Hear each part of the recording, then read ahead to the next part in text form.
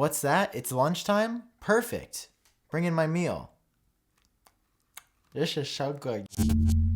What's up guys, Sam here. Welcome back to another video. Today's big news is that we have details about the iPhone 12 event, even knowing the date. We're hearing October 13th. Now, I have a theory that it could be on the 12th, which is the day before, which I'll talk about a little bit later. But October 13th, the tentative date for the iPhone 12 unveil, along with a couple of other products that I'm excited to talk about as well. Maybe AirTags, AirPod Studio, smaller HomePod. We'll get into all that very shortly. So if you're excited for this preview, drop a like down below, hit subscribe for more. Welcome to the iUpdate family. Let's go ahead and get started. All right, there's no other place to start with this event than the iPhone. Okay, it is coming, this event. You probably know that Apple held an event in September.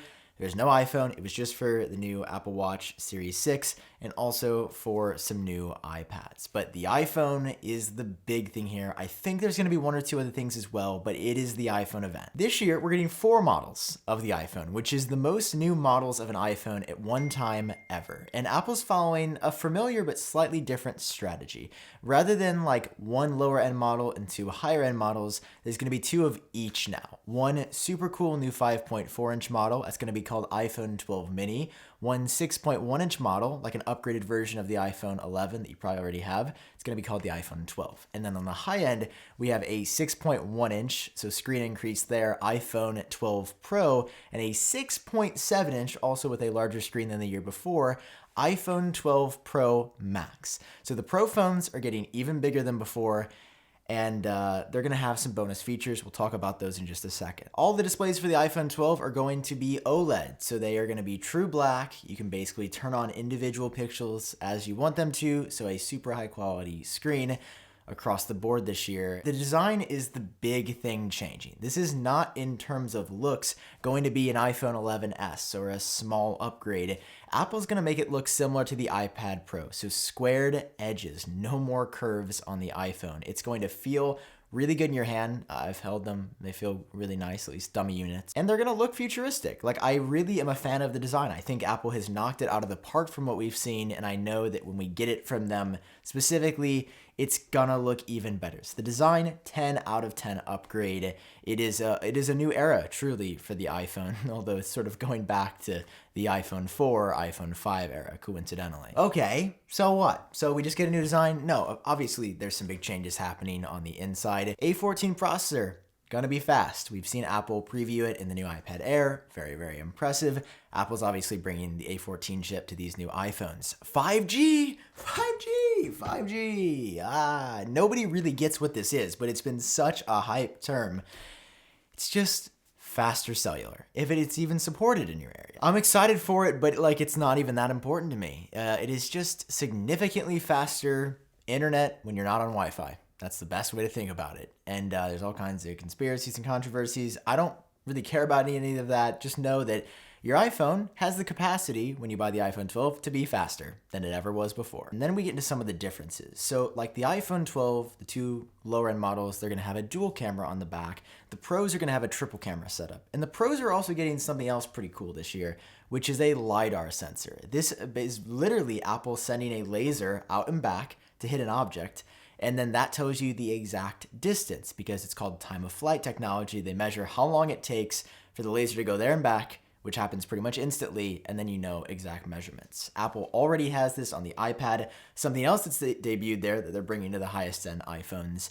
And while there's no practical application there, Apple seems to suggest that augmented reality and the applications there are huge, so they're throwing this LiDAR sensor on here. I'm not really sold on it just yet, but I'm excited to see what Apple says it does because camera upgrades are likely coming. I think we're going to be getting like 240p 4K slow-mo, 120 4K regular filming video, likely across the line here. I'm sure we will see a megapixel increase or at least something with the pixels to make the quality of the camera better because I feel like we've seen some improvements with Smart HDR recently, but like we haven't really seen some physical like camera serious upgrades. Battery life is probably going to be around the same on these phones, but Apple likely made some improvements with the A14 chip that are going to be really impressive. And perhaps the most exciting part is the rumored starting price for these. The 5.4-inch redesigned iPhone 12 is set to start at $649.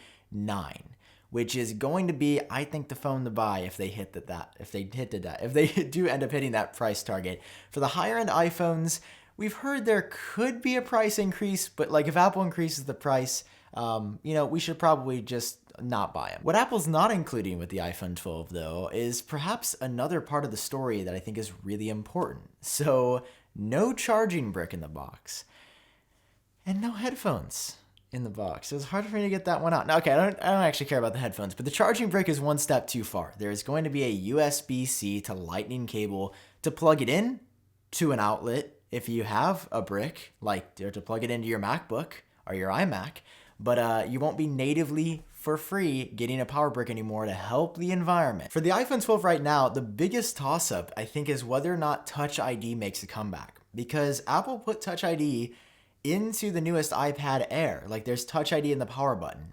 And you might remember 3 years ago for the iPhone 10, before that came out, there was a rumor that the in-button Touch ID was coming to the iPhone 10. It never made the cut. So perhaps as like sort of a one more thing for the iPhone this year, Apple brings Touch ID back into the power button. That would be so cool. Not only one, in the era of masks, it would be so nice to not have to enter your passcode every single time. You could also do something like dual authentication, where you have to scan your fingerprint and recognize your face for an added layer of like two-step authentication to get into your phone, or even just use Touch ID. If you don't want to use Face ID, if you've never been a fan, that would be cool.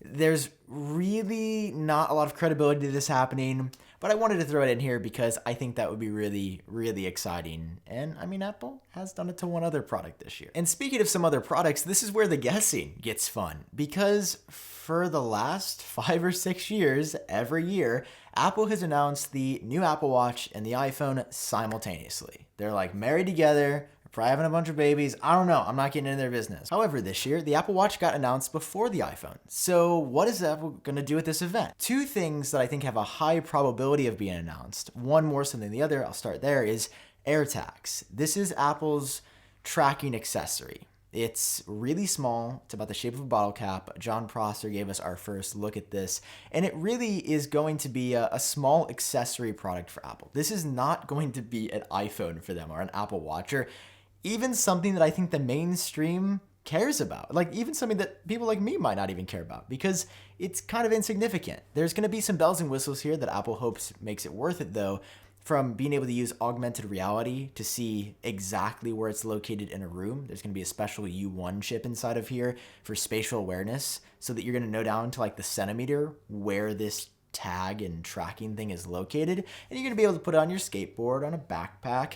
Screenshots of the actual app interface have leaked, and they look cool. You like scan your tag to set it up, and then you got it. You can put it on anybody. You could even put it on another person, I guess. We've been hearing about this tag for such a long time, and I believe I saw a report that said it's actually in production, so I think AirTags are coming. There's way too much smoke for there to be no fire here. And I think Apple announcing the iPhone 12, they could very easily be like, oh, and you ever have stuff you want to track too, but maybe it doesn't cut it if you just have an iPhone? So then they're going to introduce the new AirTag tile tracking device. Something that is also coming before the end of this year, but that is sort of up in the air as to whether or not it comes at this event or at another release later in 2020, is a new product called AirPods Studio. You maybe have heard this name going around. It is not like traditional AirPods at all. These are Apple over-ear headphones, okay? They are premium. I think we've heard between $400 and $500 for a starting price, and they don't fit inside. They are premium over-ear. But like Apple's doing with the tracking tag, and like they did with their wireless AirPods in the first place, they're not just over-ear headphones, okay? They're not just Beats. They have some really cool things that have made me personally excited. First one is called neck detection. So when you take them off of your ears, the music or audio playback will pause automatically. And then if you pick them back up off your neck, I'm gonna get your neck, then you put them back on your head and it starts playing again. Just like when you take AirPods out, it pauses and plays. But there's some other bells and whistles here. Apparently there's gonna be a USB-C port on here. No audio jack, which is kind of wild for like a professional pair of headphones, but to pick up the slack there, again, you've got this thing called like reversibility. So you know how headphones usually have a left channel and a right channel, and like things can get swapped if you put your headphones on the wrong way, so you always have to check? These are going to be reversible. So Apple's designed some technology so that no matter which way you pick these up or which way they're oriented on your head, they're the right orientation. Apple is going to somehow know that this is left and this is right no matter which way you put these headphones.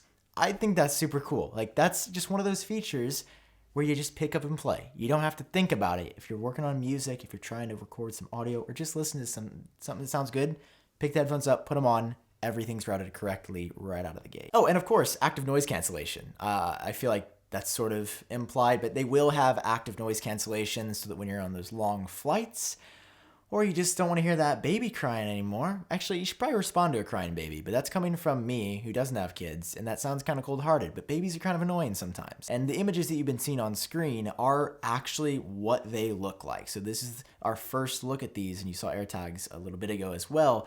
I think they look sharp, but I know probably a lot of you are like, these are the most horrendous thing I've ever seen. Why would Apple do this? It was only jarring to me for like a second, and then I started loving it. Like, I think this is what an Apple pair of headphones would look like. I see it. I can see the marketing images of how the aluminum and all the pieces are going to shine. I see it. I think this is 100% legitimate, and I think this is what we will be seeing shortly, whether it's in October or November, but I think October is a pretty good bet. All right, guys, that's all for the video. Hope you enjoyed it, and hope you're excited for Apple's event. Obviously, tons and tons and tons of coverage coming whenever we actually get the iPhone event. But until then, stay tuned, keep you updated, and I can't wait to talk more about the iPhone and stuff in the future. I've been Sam. Hope you're doing well. Catch all of you in the next video.